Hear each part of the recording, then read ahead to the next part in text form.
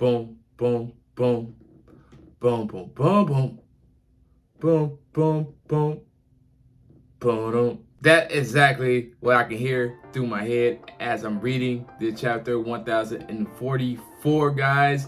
And guys, it was another joyful chapter to have this chapter. It was everything that we wanted to know, all the twists and all the turns and all the secrets that were being shown for us right here in this chapter. It was I want to get started with this review, so let's do this, y'all. Let's get into chapter 1044 of One Piece. Let's go!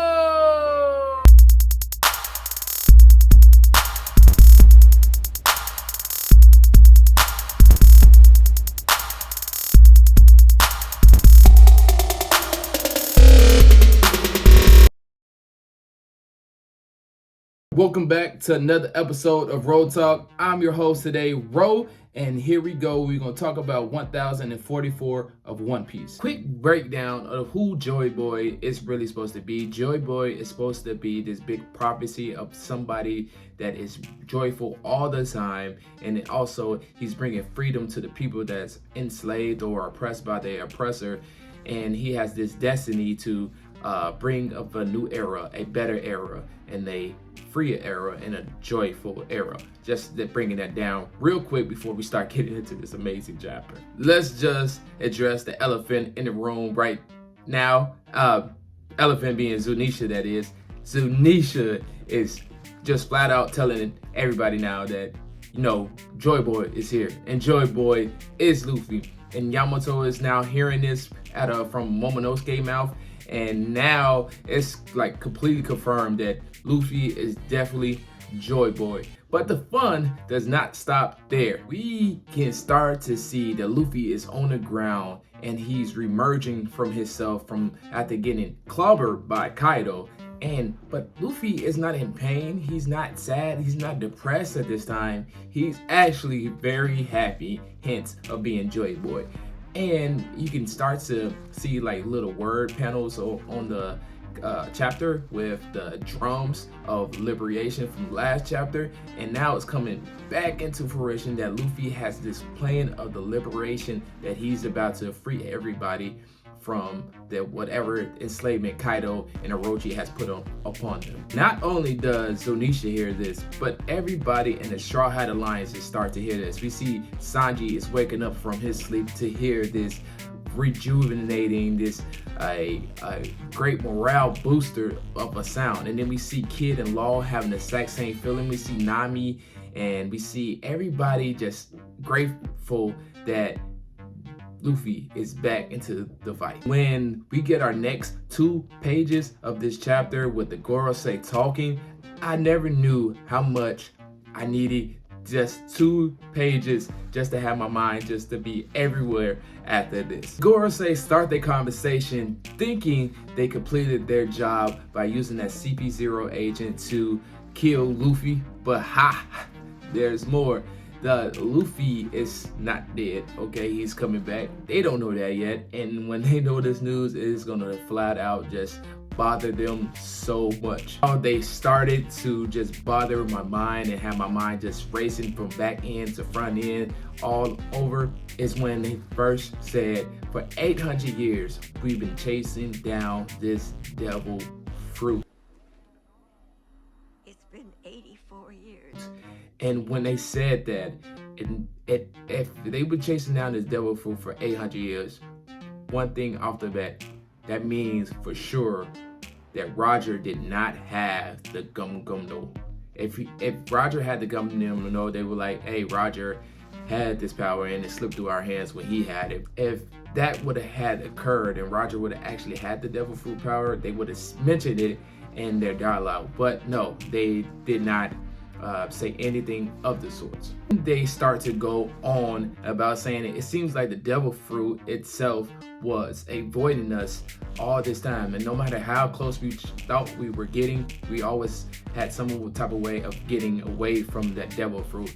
And then another Gorosei member at that time said, well, actually that is really possible that the devil fruit could have its mind of its own, which is real shocking to me, and saying that a mythical Zoan Devil Fruit picks their person that they want to use their powers with. So boom, right then and there, Luffy Devil Fruit is not a paramecia. It is actually a mythical Zoan Devil Fruit. So when that was unveloping, it was a joyful thing for me to actually be able to read this. That was definitely a great thing to read it, but then it has me thinking, it's a Zoan. All this time we thought that Luffy was just a paramecia, one of the weakest Devil Fruit powers, just with rubber, but here it is, a Zoan. It's no wonder why Luffy was able to just continue to get back up again. He has a Zoan Devil Fruit, and Zoan Devil Fruits are able to continue to fight over a long period of time. So it makes sense from what they were telling us right then and there. Not only is it a Zoan, but it's a mythical Zoan, and its model is Nika, the sun god, which Nika, the sun god, always had superior strength, hence of Luffy being able to go to gear second, to be able to go to gear third, gear fourth, and now this chapter, spoiling right now, gear fifth as well too. So Luffy has shown that creativity over all his combat moves, of his Gum Gum Bazookas, his fishnets, and all the moves that we've seen before, and how it just came flooding through my head like, damn, Luffy has been very creative, and he has been able to do a lot of creative with his powers, and that is why he's getting into this point. And now that Luffy is starting to I'm sorry, I'm jumping the gun again, but he's starting to awaken that Devil Fruit. It's going to be more powers that he's going to be able to do, and it's going to be actually strengthened as well, because the Goros say that as well too. They say the person that awakens his Devil Fruit gets stronger, and it also has even more capabilities of more freedom too. So it's going to be, Luffy was already a monster house, a powerhouse before this. Now Luffy has another thing. We thought King Conqueror's Haki was something that made Luffy already a Yonko level. Now Luffy is getting awakened on top of his all the other things that he got. It's like Luffy is definitely, he has to be like top 1 or 2. You just haven't seen Shanks right now, and Shanks is the only person that I probably could put above him, but I will put Blackbeard and maybe in that conversation too, because we haven't really seen Blackbeard or what he's capable of since the time skip. But guys, Luffy is definitely 1, 2, or 3. It's flat out said right now. He's gotta be. Last thing the Goro said, it was one of the most powerful Devil Fruits in the world, and which could be probably taken a lot of different ways, meaning it's up there probably in their top 5, top 10 powerful Devil Fruits. But having that being said, that's the Goro is saying this, so you know it gotta hold some deep weight about that. And when they find this out, that Luffy is not dead, they gonna be shook. Again, down to the very bone. They gonna be looking like Brook when this is all said and done. And then the last thing they say as well too is that when they are fighting, or when they ever arrive to somewhere, they bring the most happiest or joyful feeling, aka being Joyboy once again. So that's Luffy all over. No matter where Luffy has been through, or whatever he has gone through, or what island he has been on, he always brought joy at the end of those. Only probably the time is Sabaody, because he won against an admiral. So, but that's probably the only time that he didn't leave that island was joyful feeling. But any other times, left it with everybody being happy. Speaking of being very happy, I wasn't very happy on these next couple pages that we got, because Orochi is back into the chapter, and I just was going on this high of having all this information that we have about Luffy having the new Devil Fruit Zoan mythical Nika model, and now we're getting into Orochi, which is a person that I despise the most out of all the characters he's drawn for us. But we gotta get through with it. Hiyori and Orochi were talking amongst themselves. Orochi was telling Hiyori, no, he beloved Oden. He respected Oden so much. He just Kaido was just manipulating him all the way through. But if you help him out right then and there, he was telling Hiyori, if you help me out right now and get me out of this rock, I will promise you I will redeem Odin's life, and you will be, and your family will be renewed because I am the Shogun of Wano. But Hiyori is no fool. Hiyori knows exactly everything her father went through about dancing naked in the middle of the street just to have her people be safe and protected. And she's no fool. She's not gonna let Orochi manipulate her in any type of way. She's gonna let Orochi stay there, and he's gonna spend his last remaining life right there underneath those rocks. Part I got a little confused because I thought Kanjuro was already dead, and Orochi is basically saying, hey, is that you, Kanjuro? To Kanjuro's drawing, right, of the fire. Comment down below what you think was actually happening right here, because I believe that's the fire drawing that he had drawn to go destroy the whole island by touching the bombs. But maybe could be Kanjuro probably drew himself up into that fire so he can go blow it up. But that part confused me. But he was like, Hiyori, you was foolish. I gave you a chance to, basically get out of this alive. But now since Kanjuro here, Kanjuro go burn Hiyori. But Kanjuro had some other plans in his head, and that plan was for them to basically burn each other and die together.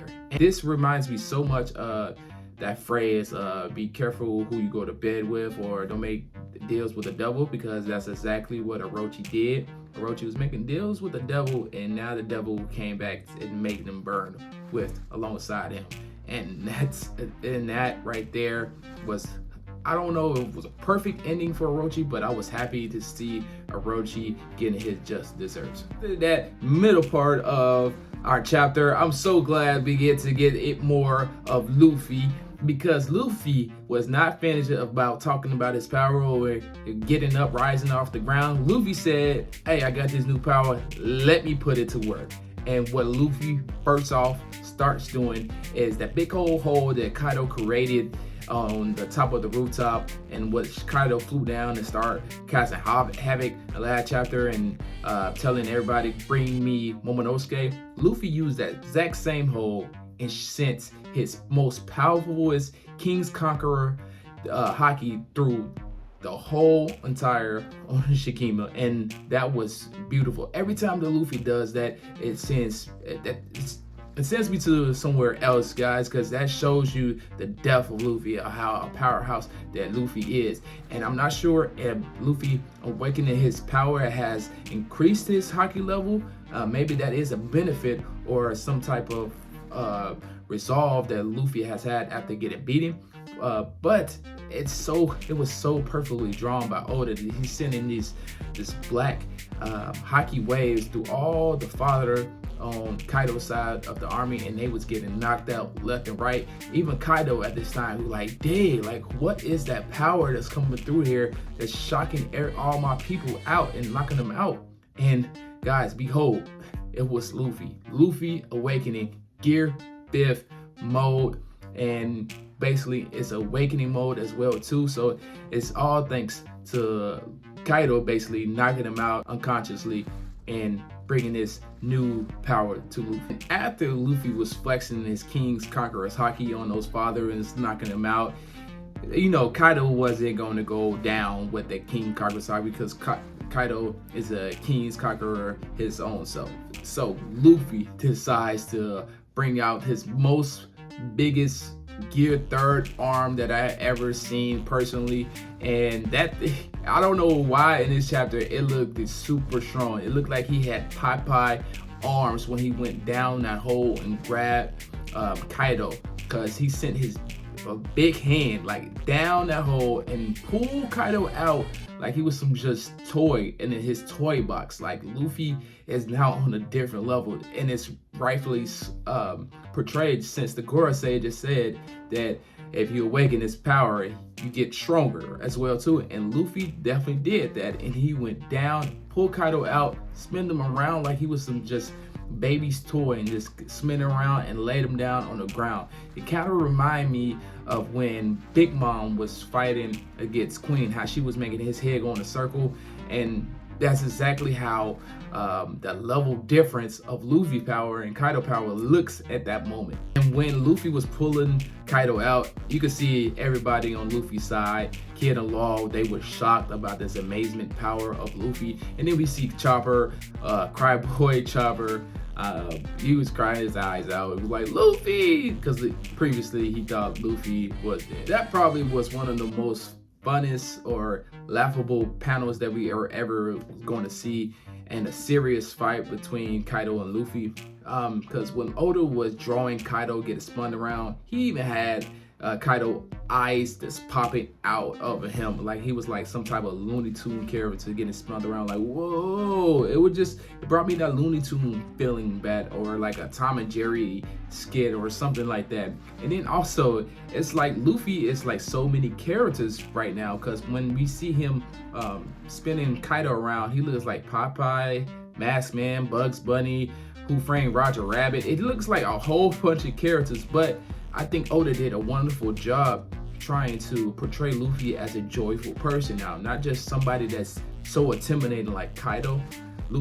Oda has drawn Luffy as this fun character, this goofy character that is Goofy, Luffy. Maybe that's probably something that Oda probably will tell us one day too. Goofy, Luffy type of character. So it was just a great portrayal by Luffy, and then we get to see the first face shot of Luffy, and it looked like Luffy is still having like these little glowing hair flames, like he's going Super Saiyan. Maybe that could be a callback as well too, but it was just a beautiful, funny 2 pages that we had right there. We get to see that Kaido was happy to see Luffy was still alive, because he didn't want his fight to be finished off like the CP0 agent made the fight get finished off. And he then sends a blast breath towards Luffy. I guess the joyfulness doesn't completely work on Kaido, because Kaido was still kind of mad, or enraged with this fight. So he sends a blast breath by Luffy. And then for a quick second, I thought like, Luffy might need to dodge this. It's still Kaido that he's fighting against. But guys, just like I said before, Luffy is like basically a Bugs Bunny. Just like when Bugs Bunny is about to get hit by Emerald Flood or something, he does something loony, right? And it's exactly what Luffy does at this moment as that blast breath is getting towards Luffy. Luffy looks panicked. His eyes is popping out, cartoony and joyful as a Looney Tune. And then Luffy decides to show more of his powers, of his awakening, that he's now able, finally now able to grab the ground and use it as like a rubber shield. But not only as a rubber shield he used it as like a carpet, and just like pushed it back at Kaido. He made the blast breath reflect off the ground and pushed it back to Kaido. Now, I can't even talk right now, because it was so speechless to see that, because now all Kaido blast breath attacks would not even affect Luffy from now on. So that was, once again, joyful thing to see. And as the chapter starts to close, we get to even see a better full shot of Luffy, and Kaido and Luffy conversation then continued.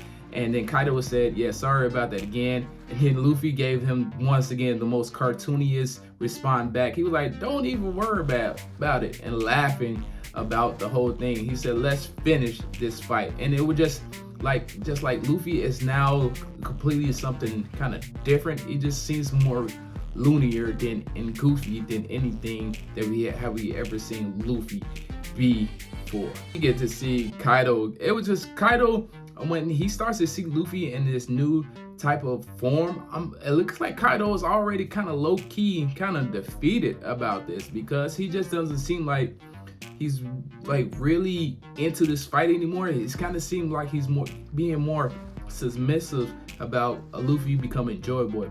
Maybe because he always wanted to be Joyboy, and now he's starting to see it clearly as that Luffy is officially Joyboy. And that's something that I just kind of picked up upon reading this chapter. A couple things I probably could spend a whole day talking about this. My video could be 24 hours long if I really wanted to. But there's some things I saw when Luffy has now awakened his devil fruit, his Nika model human, whatever mythical zone fruit that you want to call it now. It's when Luffy has now mastered Gear 5th. He has not used haki per se, armament haki at all during this fight. So just imagine this, since we saw the little feats of Luffy so far, since he has awakened his Gear 5th. Now imagine if he added some haki on top of that. Luffy is a powerhouse right now. I don't know how to describe it. I don't even know how would that even look like if Luffy adds his haki, his observation haki, all into that fight. It just would show a profound amount of power that Luffy has. Also, you get to see Luffy has a capability right now of looking just like zombie Luffy or Gear 4th Luffy in a matter of seconds. He can pick up a ground and use all his muscles looking like Popeye and looking like zombie Luffy, and then go back to his his regular form in a matter of seconds, and it's so beautiful to see that. And which has me wondering too, of when Luffy, every time he used his power-ups, Gear 4th, Gear 3rd, I'm not sure Gear 2nd. I don't think Gear 2nd had any drawbacks, but Luffy always had drawbacks on using his form. Gear 4th was limited to about around 10 minutes, and then Gear 3rd, he got to the little baby form. And I'm wondering, does Luffy have any limit on his power of being a new awakening, or maybe does all those other issues get out the window since Luffy is now Gear 5th and he is able to control it way better for his body?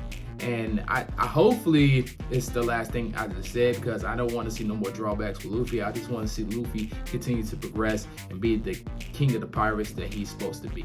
My other thing that I have is going on that's mysterious to me. If Luffy has the power to be Joyboy or the sun god Nika and all that, he's the joyful person.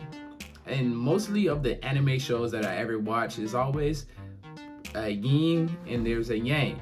And now I'm wondering, could Blackbeard be the yang or the yin to Luffy's yang or yin? Like, so in a way, like, if Luffy is Joyboy, does that mean that Blackbeard is not Joyboy, he's Bad Boy or something like that? I don't know exactly, but I feel like they probably would have some opposites on this world of One Piece as well too. And also at the same time, their powers and devil fruits, or I should say the devil fruits Blackbeard and Luffy's kind of was a little similar to me when I first look at the pictures beside them. And that's just something that's just a random thought that's in my head. Maybe we will get some type of update on that later. But as for right now, there's just a little mystery that's going on in my head. And if Blackbeard and Luffy fought right now, will Blackbeard's negate powers work on Luffy at this moment when Luffy being awakened if he touches him? And if that does, what type of dramatic effects do you think that would happen if they were fighting? I personally, at this time, believe that Luffy has strength without his powers, and he is a haki master, so all that stuff will probably be able to his devil fruits probably will be able to be negated. But I do not believe at this moment that Blackbeard has the haki feats as Luffy will have when they eventually will fight. And I do believe that power wouldn't be as dramatically hurting Luffy. And then also on top of that, if Blackbeard does use his earthquake powers on Luffy is made out of rubber, so exactly how would that affect Luffy? That would just be probably even more fun for Luffy during the time that he's fighting Blackbeard. So I believe Luffy and Blackbeard has a good little matchup going on, but I see that Luffy will probably be a favorite in that fight. And my final thing is Shanks. Basically, it's Shanks right now. Shanks is a big mystery still, and we still have a little bit more information about Shanks. We know that Shanks was the person that brought the devil fruit to Luffy, but he never had. It didn't look like he had clear intentions to have Luffy eat the devil fruit. He did steal that devil fruit, that certain devil fruit, from Who's Who, and he knew it was on Who's Who's ship at that time. But why? My question is right then and there is why, and did he know that that Gum Gum No was the Model Zika devil fruit? Did he actually honestly know that?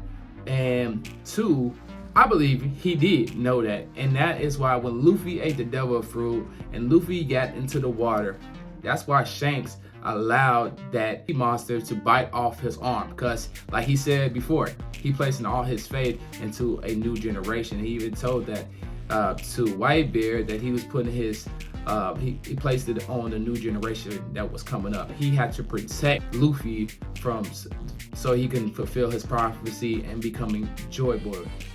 And just the last thing, if Shanks is very powerful, Shanks was going into fighting Mihawk at that time for countless many of times. Why did Shanks never eat the Gum Gum No?